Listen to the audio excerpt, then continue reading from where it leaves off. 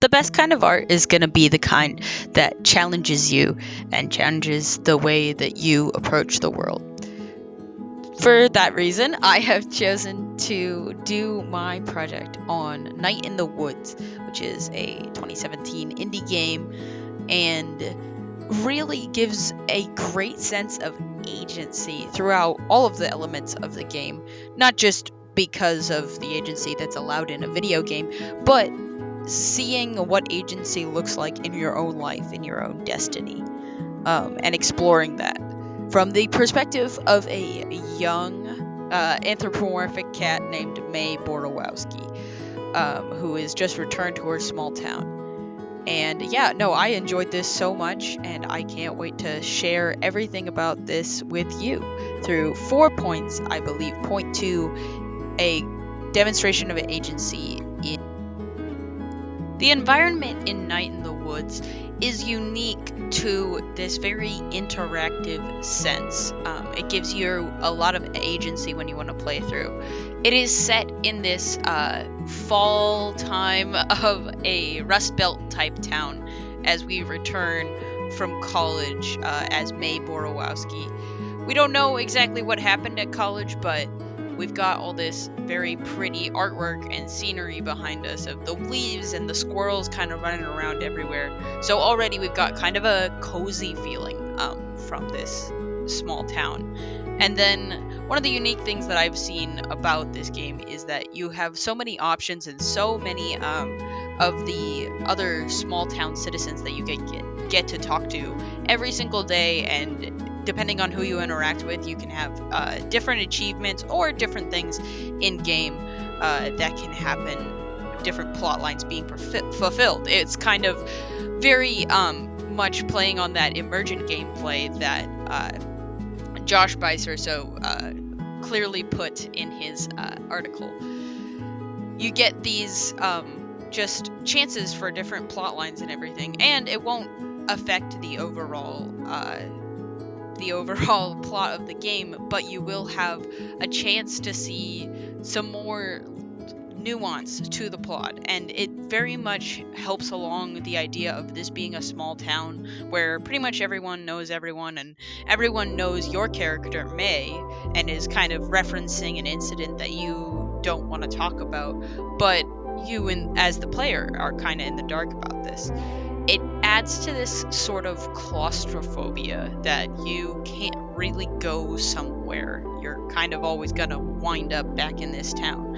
It's like nostalgia, but claustrophobic. I really like it. I think it's such a cool, kind of creepy take on the whole idea of, like, you can't leave your home.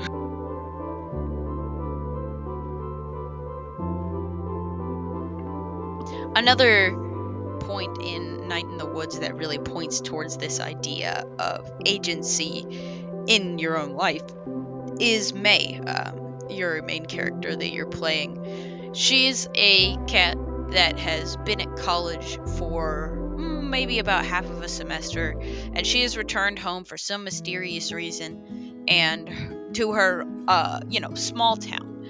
And I think the real point of May that really has allowed me to connect with this character, which I kind of touched on in my discussion question for last week, was that she felt like such a real person with real struggling with mental issues, which you can't just like give those to a character and expect it to make them rounded. But not only that, but she also has a sense of humor that goes with it.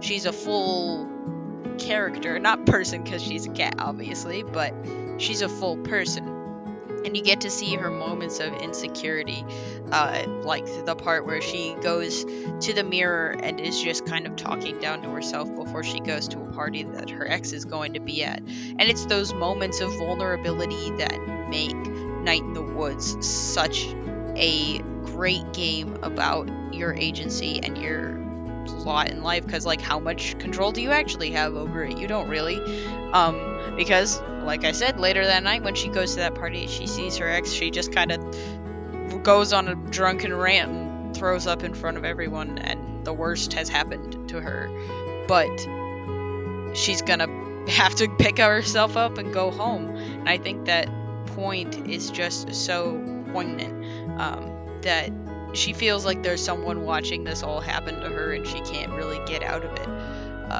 that she's always going to be stuck in this town.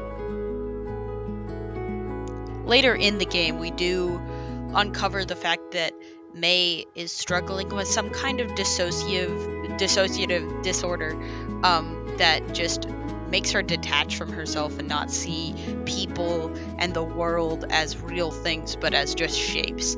And it puts so much of the rest of the game in perspective, and I think if you have a game that's structured that way, that like at the end there's this big reveal that all of a sudden everything makes sense.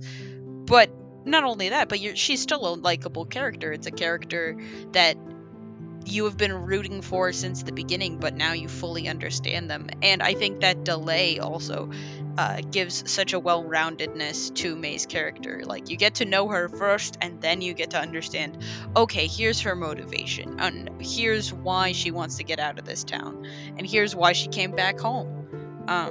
So well crafted.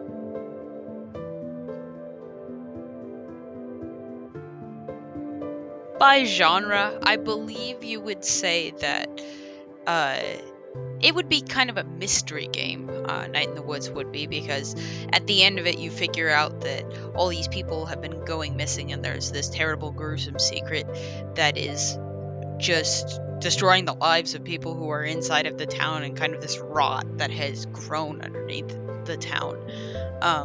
But I think operationally it works as a platformer. You're jumping around a lot, you are interacting with objects. Occasionally you get kind of a mini game where May will need to grab something or poke an arm with a stick.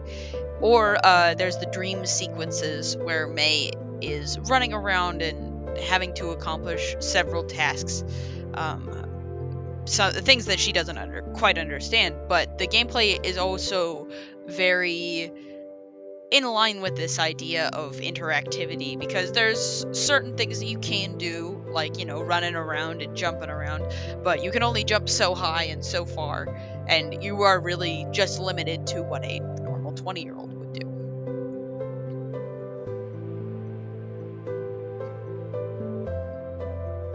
Additionally, a great point that Night in the Woods makes about agency is the relationships that you can develop with the other characters in the game. Basically, the way it works is you have a certain amount of time every day that you can spend with one of your friends, or just spend running around the town, exploring the church, exploring the tops of the buildings. But the real core of it is these relationships that you get to explore with your mom and your dad and these friends. Especially my first run through, I spend a lot of time with B, who is kind of your estranged best friend who is jealous of the chance that you got to go to college and feels like you're kind of throwing it away.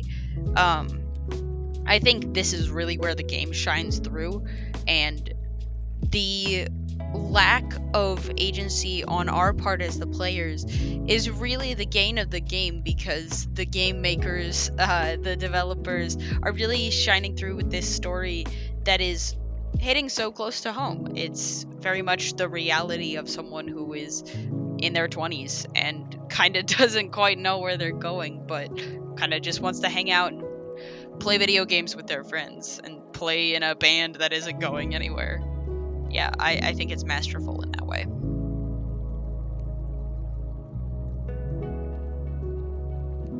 The final point that I wanted to make about Night in the Woods and how it connects to this sense of agency is the feeling that you get while playing the game.